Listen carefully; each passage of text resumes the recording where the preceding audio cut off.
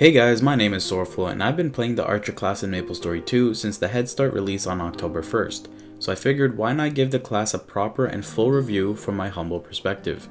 Note that all thoughts are my own unless stated otherwise, therefore if I express any opinions that you disagree with, then I encourage you guys to share your thoughts with me in the comment section right below that like button. Before we get started, I'll briefly show you guys what topics I'll be covering in this video, as well as provide you guys with the timestamps for each topic in my pinned comment below. That way, if you ever want to listen back to any particular part of this video, then you can easily do so by clicking the specific time again in the comment section below. A fresh start. To kick things off, let's talk about the Archer class as a whole. The Archer class is a rapid shooting and agile class that offers several different and viable builds, depending on the situation. Archers offer one of the best party buffs in the game, have great mobbing and bossing capabilities, and provide solid ranged DPS no matter which build you decide to run. But more on all of that stuff later. After playing the class for as long as I have, I can honestly say that the Archer class is not an underpowered class by any means. However, they are also not overpowered.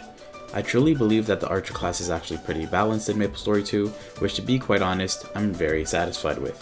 That being said, Archers are just a middle of the road class, which I know can be a really negative trait for a lot of people, since many players seem to want the strongest class that is also the easiest class to play.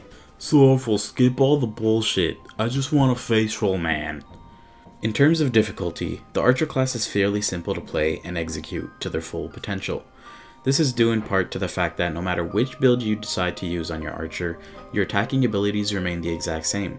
The biggest difficulty I think new Archers have is when it comes to the Archer's dash type abilities, which consume stamina.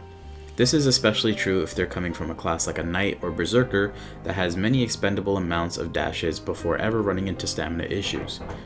As for Archers, that's rarely ever the case. Our basic dash ability called Eagle Glide consumes about 70% of our stamina bar, allowing us to only use it once before having to recover a bit of stamina in order to use the ability again. This often frustrates players as they feel they don't have enough mobility to constantly dodge attacks. But here's why that isn't a problem. Archers are ranged. We don't have to stand in front of the boss's face to attack them like a Knight would, which is why there is such a big difference in the dashing capabilities of these two classes. And even if that weren't enough of a point, Archers also unlock a second dash ability called Evasive Salvo that only uses 2 bars of stamina instead of the 70% that Eagle Glide uses. However, the kicker is that it moves you in the opposite direction of which you are looking at, meaning it shoots your character backwards. It's this trait of the Archer's Evasive Salvo that can make this dash a bit tricky to get used to at first, but once you do, you'll never feel like you lack mobility ever again. Besides, Evasive Salvo has a neat trick up its sleeve, which I'll touch more on in just a second.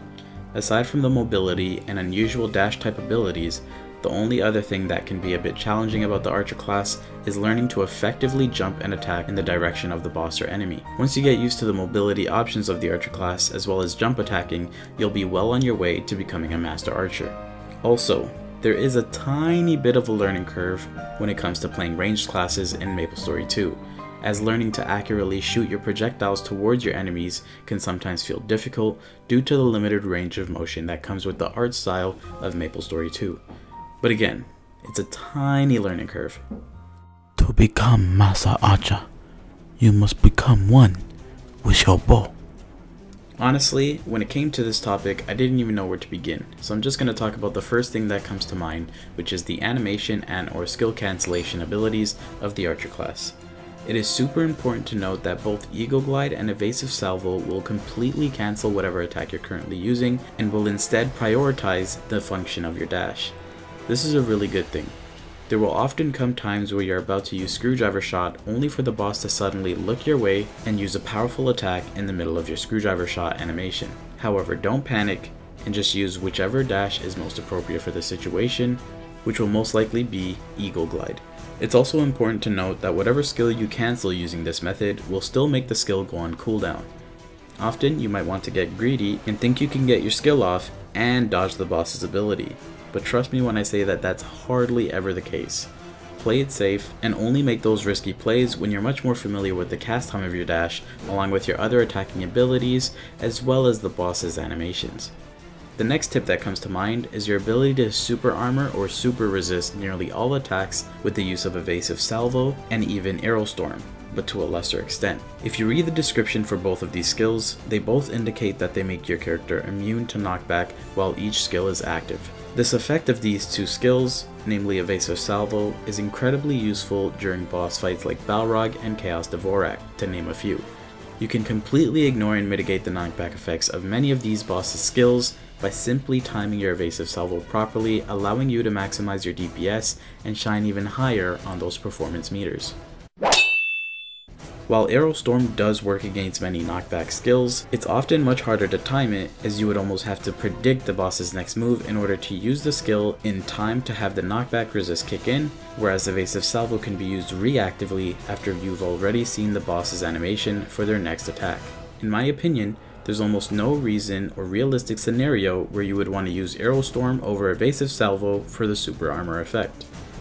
It's important to understand that even as an archer, there's going to be some scenarios and situations where it's just much more beneficial for us to play close range as opposed to from afar. A personal example of this would be during the Chaos Raid Moonlight Fortress against Captain Mach. When I first started doing this raid as an archer, I found it very difficult at first because I always wanted to keep my distance, since everything the boss does pretty much one-shots you, especially in the earlier days when we didn't have legendary top and bottom. I remember all the berserkers and pretty much all of the close range classes in my parties would always say to play close to the boss since it's easier since you can just go behind him.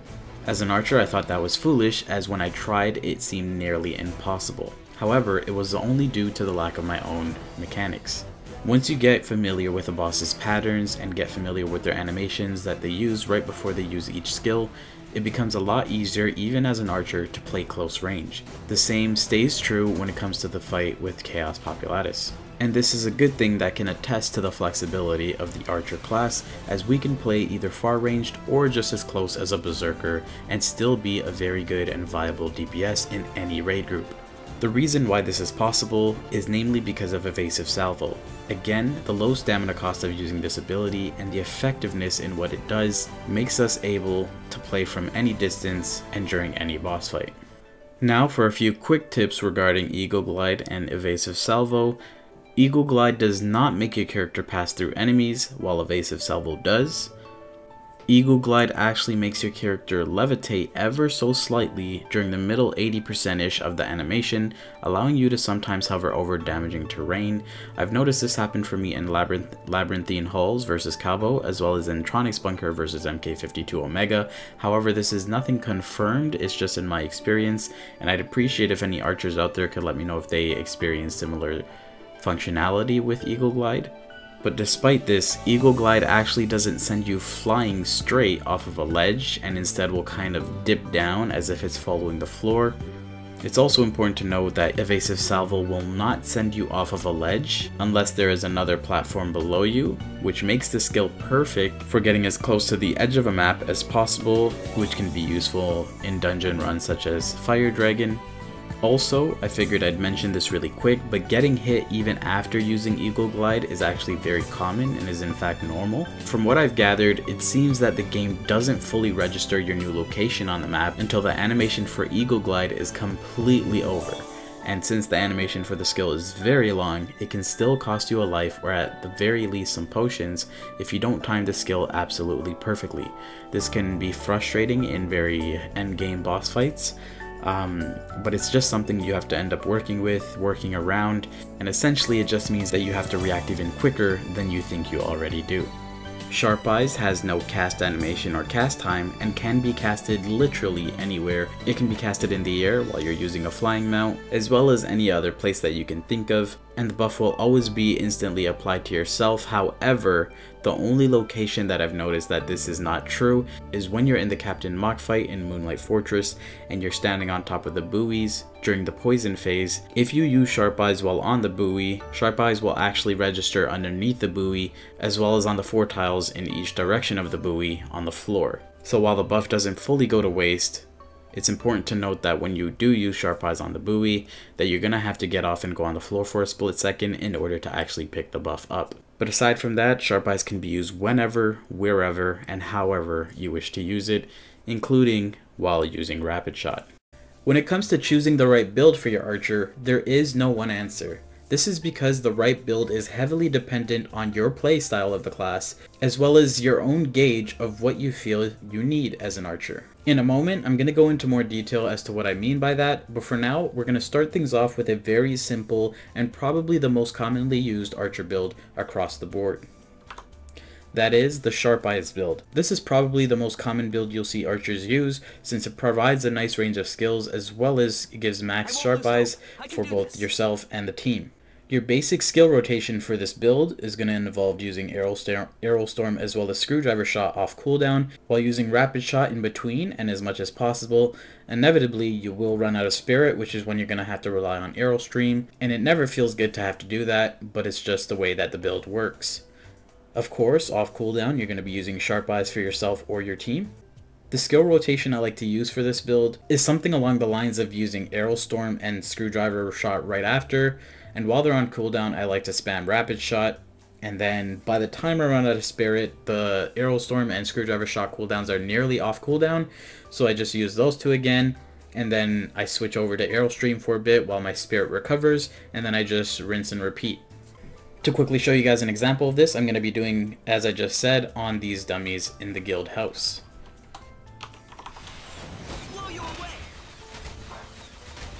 So I just spam away Rapid Shot until my Spirit is low, or until the cooldowns for Arrow Storm and Screwdriver Shot come off cooldown. Usually I run out a little bit earlier, so then I'll go ahead and spam it back. I could use Rapid Shot or Arrow Stream here, but I'm preferring to opt into Rapid Shot just because I had about half my Spirit left. So I'm just going to use Arrow Stream, switch over to Rapid Shot for a little bit, Arrow Storm, Screwdriver Shot, and continue to rinse and repeat this rotation. Now, it's going to be a little bit different if you're fighting away from the boss or enemy. Depending on how far you are, using Arrow Storm might not exactly be the most efficient means of DPS, since you could probably do more damage in Rapid Shot instead of having to charge up Arrow Storm. So this is what I would do if I'm close to the boss, or close enough anyway for Arrow Storm to hit. But if I'm further away, then it really depends. If I have no Spirit, for example, instead of using Arrow Stream, I might go ahead and charge this up for 0.5 seconds. And right there I made a mistake and actually canceled it by using Rapid Shot too early. But yeah, if I have no Spirit, then I'll go ahead and use Arrow Storm, charge it up for 0.75 seconds. You can see a little tiny animation difference like that, and then you'll shoot it further. So that's the indicator to know when to let go. But that's pretty much the skill rotation that I use for this common skill build. Now we're going to take a look at some other viable skill builds for the Archer class. For starters, if there's another Archer in your party or raid, and for example, say you're stronger than them, then more likely than not, you can ask them to take Sharp Eyes so that you don't have to, as really only one Archer in the party needs to carry this buff. So with that example in mind, we can go ahead and take away all our skill points from Sharp Eyes, and start to look at where we can apply these 10 points that we now have available for expenditure. Now, since pretty much all skill trees are viable for the Archer class, you can decide whether you want to go Agile Archer for some more piercing, or if you want to go Eagle's Majesty for insane Spirit recovery. Now, with only 10 points available, you won't be able to really dip your toes into either of these buffs without freeing up a little bit more skill points.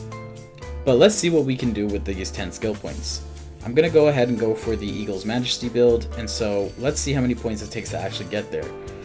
Now, after putting in enough points into Bronze Eagle and Eagle Claw, I only have 4 points left over to put into Eagle's Majesty. What I think a lot of archers might fail to realize is that Eagle's Majesty is a very effective buff even if it isn't maxed. The only time you would actually need this buff to be maxed is when you're parsing against a dummy, because they don't move or respond or attack at all. And so you get to just spam Rapid Shot until Thy Kingdom Come, which of course is going to make you run out of Spirit. However, in a real boss scenario, you're going to be having to dodge and retaliate to the boss's attacks, which means you won't always be spamming Rapid Shot like you would be in a dummy environment. So this is where I said your own judgment and your own knowledge of how you like to play the Archer comes into play. The best way to truly find your best skill build that maximizes your DPS and gives you the balance that your class needs is by doing some testing of your own. For example, if I wanted to see how this build performed in, say, Chaos Papulatus, then I would go ahead and enter a Chaos Papulatus raid with this skill build and see how it performs. I would be testing for Eagle's Majesty to make sure that when I do run out of spirit during the fight, that Eagle's Majesty at rank 4 or level 4 is enough to keep my spirit maintained at a very high amount. So these are just a few examples of the flexibility of the Archer class and what you can do with their skills. I highly encourage players to not stick to the norm and to try their own builds and to see what they can come up with that is most efficient for them.